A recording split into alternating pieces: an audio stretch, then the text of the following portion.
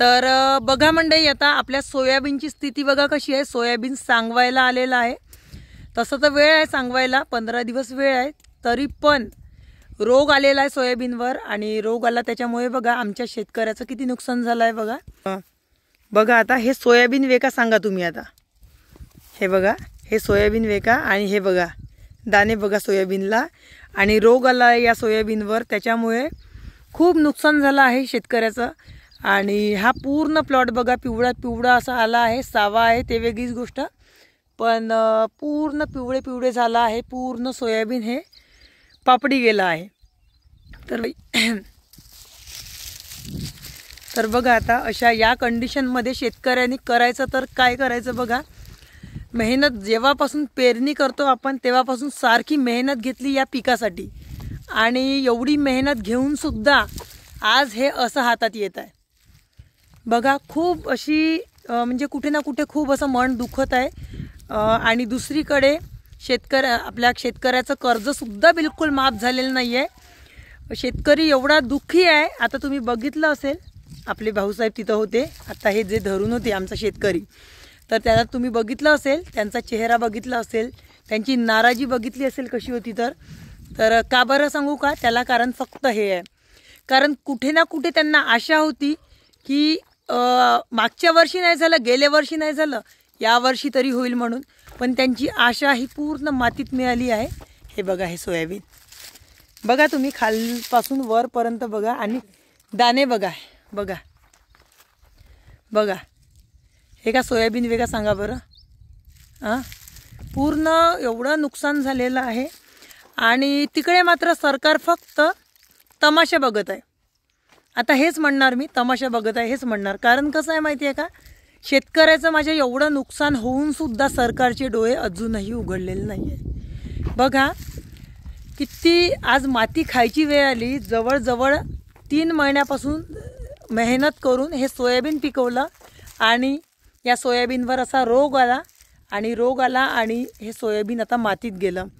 कर्ज भरायचं आहे, कर्ज बसून आहे, आता कर्जाचं व्याजसुद्धा भरायचं आहे। त्याच्यानंतर इकडून तिकडून पैसे काढून या शेतीला लावले, आणि आता हे कसं परतफेड करायचं हा प्रश्न या आमच्या शेतकऱ्याला पडला आहे। तर विचार करा मंडळी, खूप विचार करण्यालायक ही बाब आहे। कारण याला उपाय तुम्ही आम्ही तर काही करू शकत नाही, पण आमचं जे सरकार आहे देवेंद्र फडणवीसचं, ते काही ना काही करू शकते, पण त्यांनी सुद्धा काहीही केलेलं नाही आहे बघा। बघा खूप अशी दुःखद परिस्थिती आहे बघा। पूर्ण प्लॉट बघा सोयाबीनचा पिवळा पिवळा प्लॉट आला आहे, आणि शेंगा म्हटलं तर काही नाही। हे बघा पापडी गेला आहे पूर्ण, तुम्हाला दाखवते बघा दाणे तोडून याचे। हे बघा हे बघा, हे दाणे वे का सांगा बरं। पहा का सांगवणार आहे असं, का सांगवणार काय आहे आणि होणार काय आहे। मजुराचे पैसे द्यायचे तर द्यायचे, कुठून द्यायचे। असं जर सोयाबीन झालं तर हातात काय येणार आहे सांगा। वरून काही शेतकरी तर असे आहे की स्वतःचं घरचं वावर 1-1.5 एकर राहिलं तर दुसऱ्याचं ठेका करते। आज 15-15 हजार रुपये एकर, 10-10 हजार रुपये एकर ठेका चालू आहे आमच्याकडे। तर तो ठेका कुठून द्यायचा, उधारीवर वावरं केले आहे, ठेका कुठून द्यायचा, कर्ज कुठून भरायचं, बचत गटातून पैसे उचलले आहेत ते पैसे कुठून भरून काढायचे, हा मोठा प्रश्न पडला आहे ह्या आमच्या शेतकऱ्याला। तर बघा मंडळी, जास्तीत जास्त शेअर करा हा व्हिडिओ। खूप वाईट वाटलं बघून तरी मला।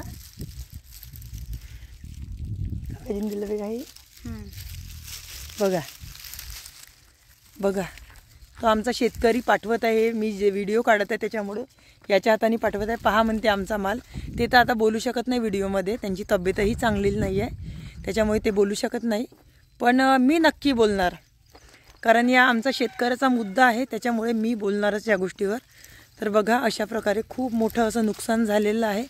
तर माझी एवढीच विनंती आहे माझ्या या सरकारला, अवकाळी पाऊस आपल्या हातात नाही, निसर्ग आपल्या हातात नाही, पण सरकार तर तुमच्या हातात आहे ना।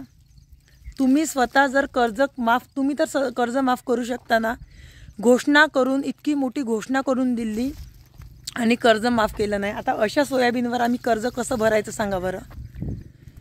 म्हणून सांगतो, हा व्हिडिओ जास्तीत जास्त शेअर करा। जणू या तरी आजपर्यंत तर व्हिडिओ काढले मी, पण या तरी व्हिडिओने आपलं कर्ज हे माफ झालं पाहिजे आणि व्हिडिओ हा आपल्या देवेंद्र फडणवीसपर्यंत पोहोचला पाहिजे.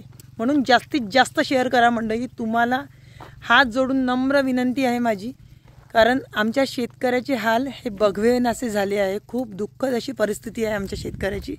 त्याच्यामुळे हा व्हिडिओ जास्तीत जास्त शेअर करा.